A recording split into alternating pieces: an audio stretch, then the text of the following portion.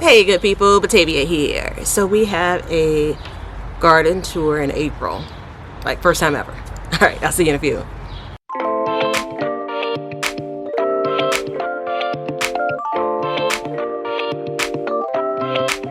Okie doke, so quick housekeeping items. Thank yous to those who like, watch, comment, share, and subscribe to Be Better Garden. We appreciate it. If you haven't subscribed already, consider it. There's a button below, and if you do, hit the notification bell so you're alerted each time I share more #GardenJoy. Next up, I already started to plant things for my spring garden, which is super duper new to me.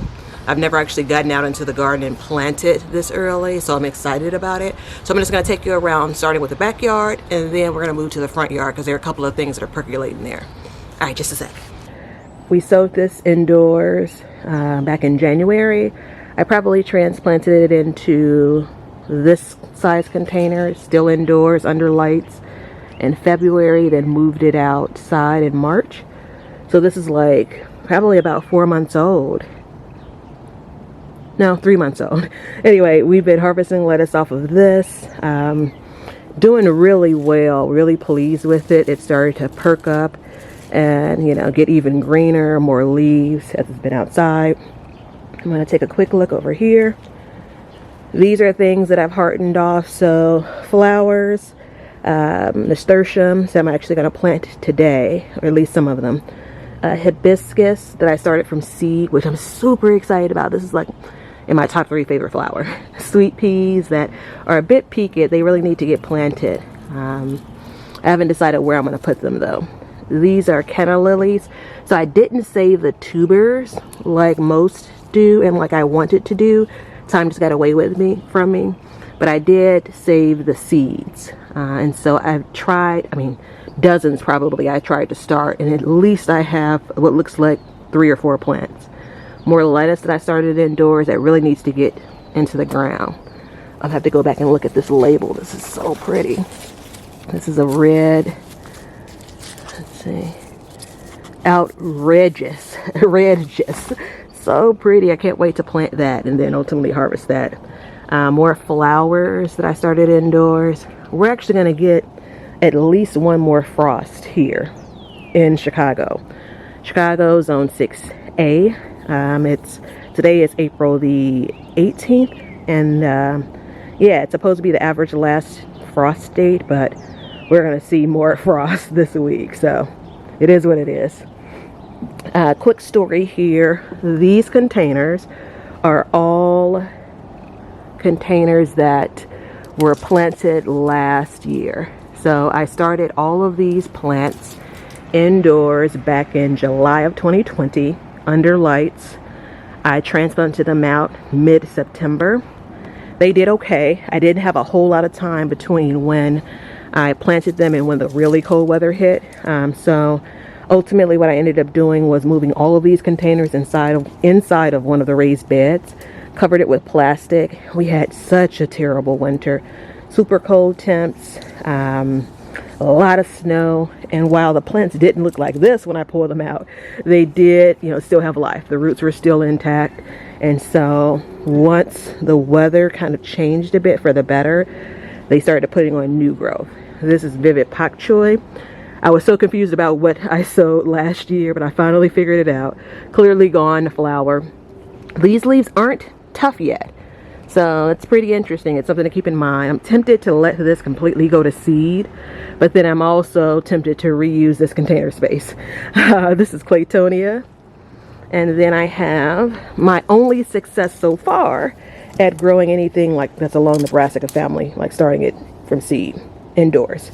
So I was able to start this last July, but I had just the toughest time starting all of the plants that I wanted to start earlier this year, so I ended up purchasing some transplants, and I'll show you guys those in a few. But this kale is also going to flower, and so far still not bitter or tough. I was thinking about making a pot of southern kind of like greens using them, but I think instead I'm going to actually juice them. We'll see. So these are some things that I direct sowed just about, I don't know, like 14 days, 2 weeks ago. So this is more Vivid Pak Choy. And then I have some Bok Choy that is doing pretty well from a germination standpoint. You can see there I have germination, not quite true leaves yet, but so far so good.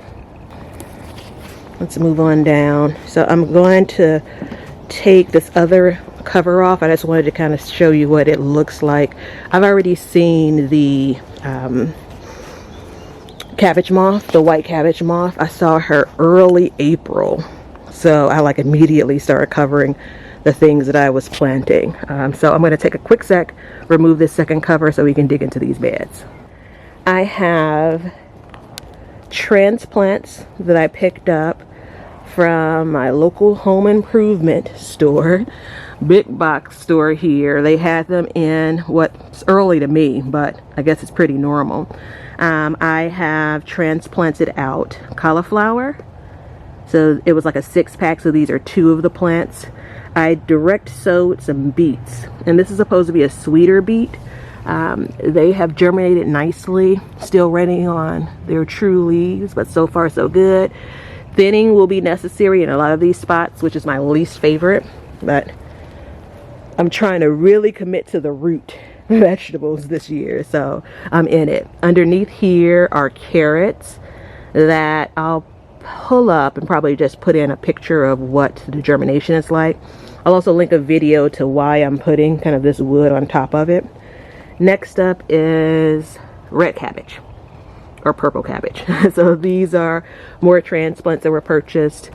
All 4 of these are broccoli that was purchased, so that means I have about 2 more plants to plant. In between, I'm trying to sow roots. So here are rutabagas, which is a longer season veggie. I think something like 100 days. And then in between there are parsnips that haven't germinated yet. Another thing that's kind of long when it comes to seed to actual harvest. Next up, which is I'm just going to call it my favorite bed this summer, the spring, this summer, this year. So this is going to be where I'm growing the majority of my collard greens, which are one of my favorite vegetables. So I have, let's see, 3, 6, 11 collard green plants. And then I have, this is a Wakefield cabbage. And it's nothing about the variety, it was just what was available. It's supposed to be an earlier variety, so that's what I picked up. In between, we have some onion sets that I put out. And these are all planted out about, I'm going to say again, about 2 weeks ago. So the onion sets are coming along nicely. I also have what I believe are some weeds, but we'll see. Could be something else here. Who knows what I've dropped along the way.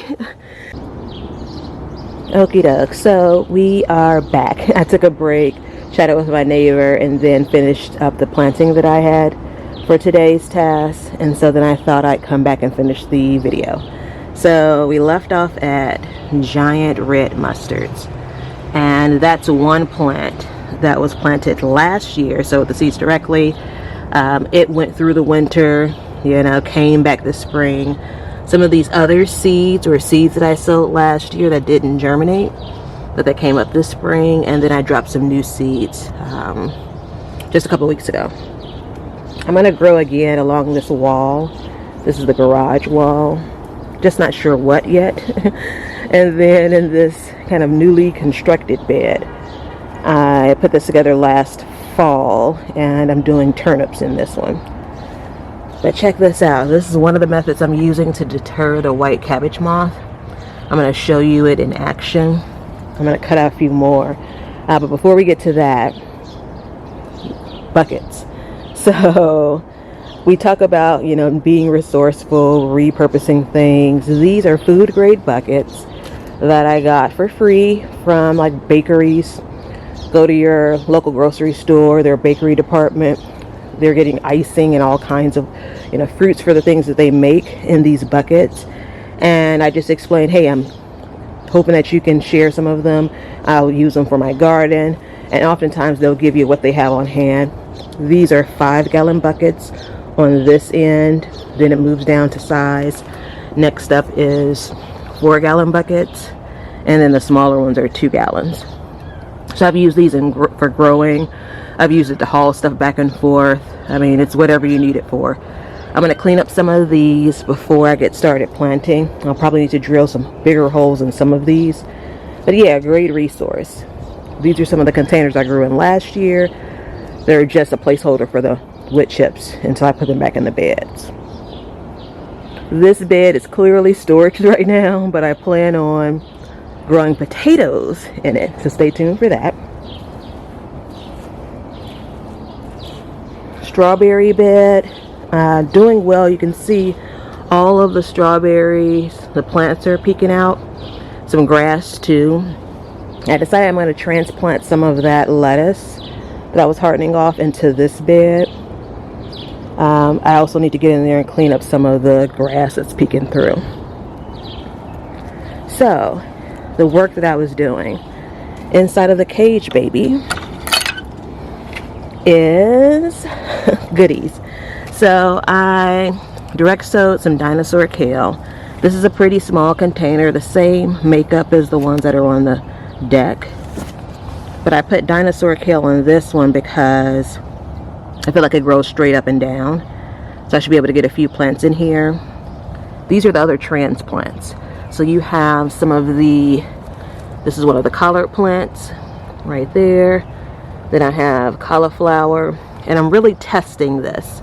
And you can see the nasturtiums that I put out. I know that this would do well if it was just one plant, but I want to see if I can squeeze two in there. And then behind it I have broccoli and more nasturtiums. But you can see the difference in the size of the broccoli in these plants compared to what was in the raised bed. But check this out. This is the decoy. And I've read you really need a few of them. So I just wanted to show you all what it looks like.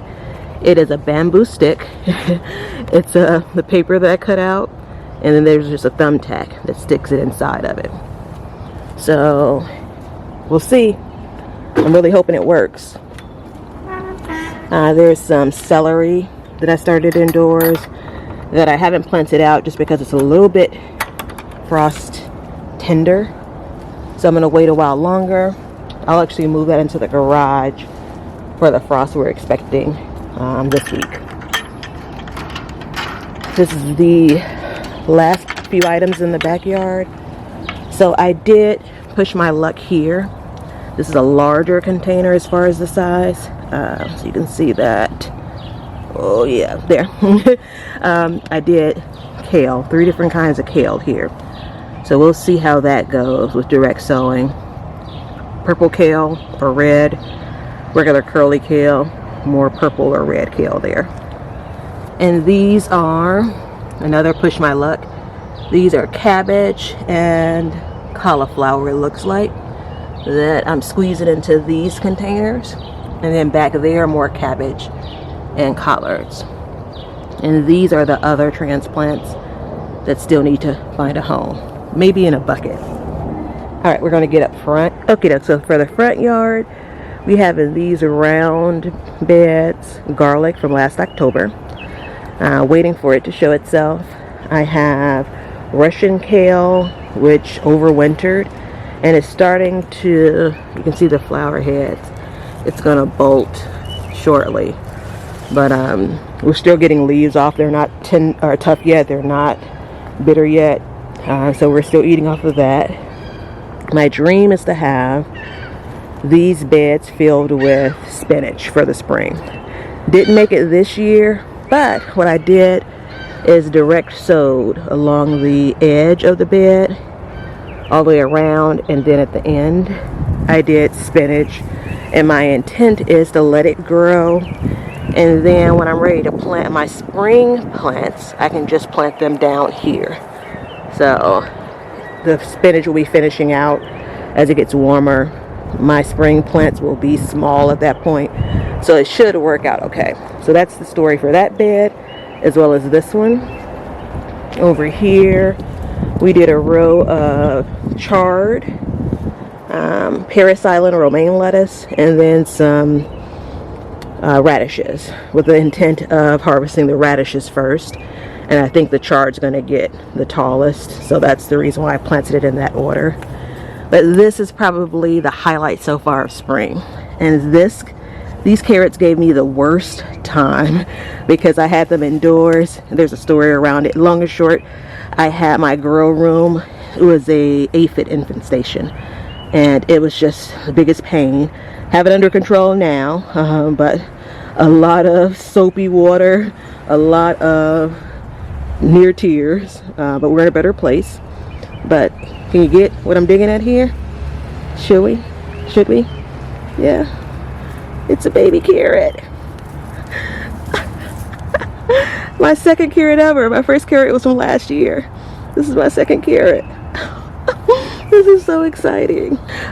Snow peas, and then we have regular green peas here, and then we have rows of spinach that's germinated. Kind of hard to see, but those have come along nicely. Same thing down here, more spinach, more peas, and then like probably a month after I did the first snow peas, I have snow peas down there too. So yeah. Okie doke, thanks so much for spending some time with me. If you have any questions, comments, or suggestions, feel free to leave them below. I'll be updating the folks that follow me on Instagram and Facebook with how things go with the frost we're getting this week. And otherwise, I shall see you all in the next one.